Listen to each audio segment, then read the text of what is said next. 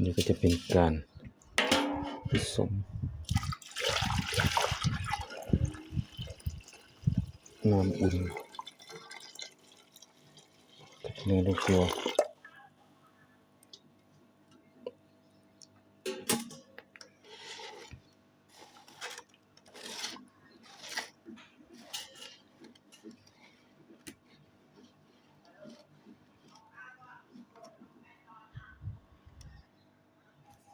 คน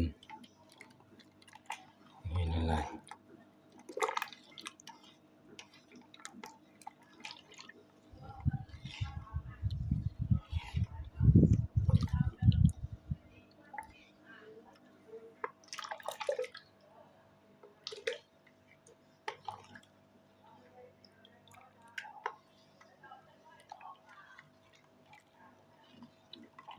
อันนี้เราไม่ได้ใช้เครื่องปั่นเป็นมือคั้นเราก็จะสมุนไพรที่เนื้อล้วนๆจะได้จากเนื้อล้วนๆจะไม่ได้จากเม็ด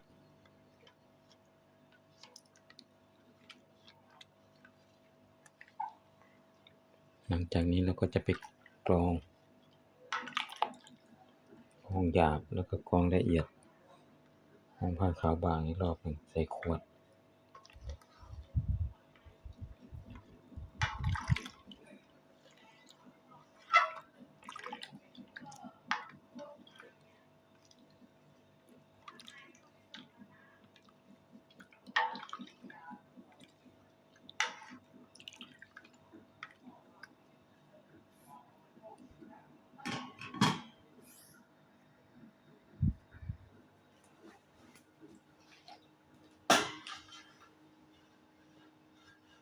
มันแก่อีหยัง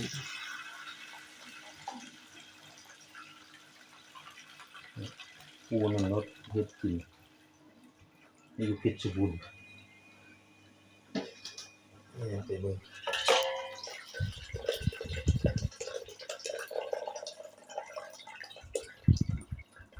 92 ปีแล้วยังสบายใจเฉย อยากอยู่ฮอด92บ่ได้คิดว่านั้น95พุ่นตาชีวิต โอ้ย แต่ว่า เบิ่งสถานการณ์ซั่นนี้คือพอ95พุ่น เอามันก็ นั่นนั่น จนหลายรอบกลับไปกลับมาหลายรอบแล้ว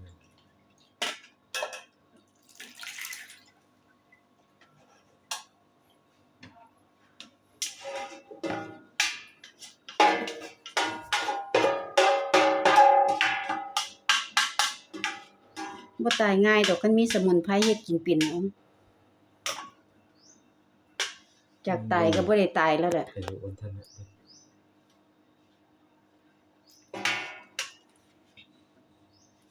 เดี๋ยวมันต้องไปเรื่องงานอีกหาเงินเพื่อคุณวางแผนชีวิตอีกให้หมดเลยตายยากตายยากต้องวางแผนชีวิตอีก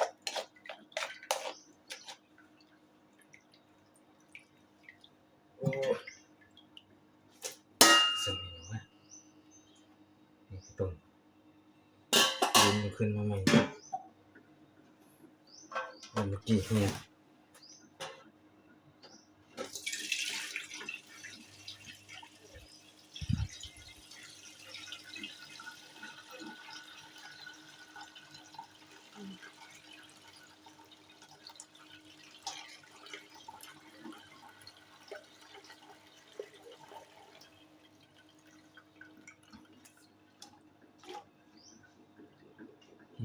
ต้องใส่มา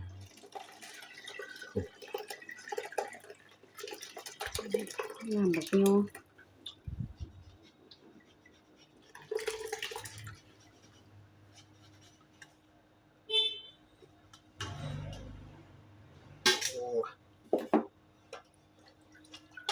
นี่เดี๋ยวก็เหี่ยอีกเด้อบัดนี้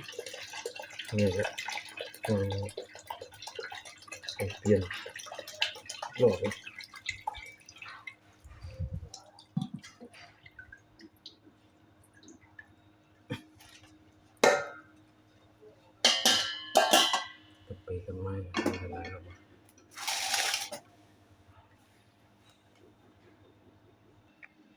ต่อไปกรองเอาเนื้อออกหมดแล้วนะครับเนี่ยรอน้ำกรองไปกรองมาใช้ผ้าขาวก็ได้กรองละเอียดมันจะเหลือแต่น้ำสุดท้ายก็ เอา5 ขวดต่อ1หมายถึงน้ำลูกยอเนี่ย5 ขวดแล้วก็น้ำผึ้งขวดหนึ่งมาผสมทานปิกใหญ่หน่อยเช้าปิกเย็นปิกว่างั้นก็ปรับธาตุแล้วมั้งนอนหลับน้ำผึ้งนี่สรรพคุณก็จะทำให้เรานอนหลับอยู่แล้วนำสมุนไพรเข้าร่างกายได้ง่ายคือน้ำผึ้งพวกเป็นกระสายยาส่วนมากคนโบราณก็จะใช้น้ำผึ้งนะครับนั่นก็มีความเป็นอันนี้ของเขาอยู่แล้วแล้วก็เรื่องของลูกยอนี่ก็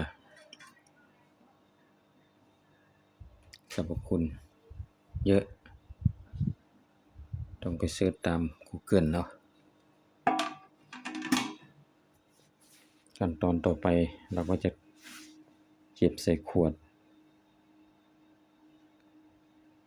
ตรงนี้ยังเตรียมความพร้อมไม่พร้อมลองไปซื้อน้ำผึ้งมาก่อนขวดหนึ่งครับ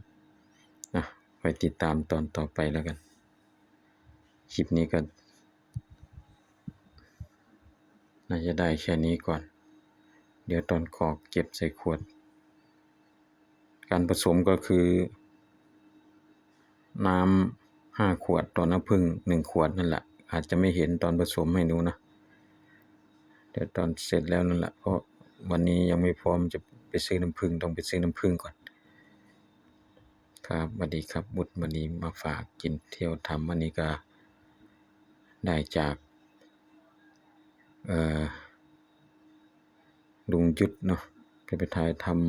ำปู่คนหนึ่งอยู่เพชรบุรีนั่นแหละ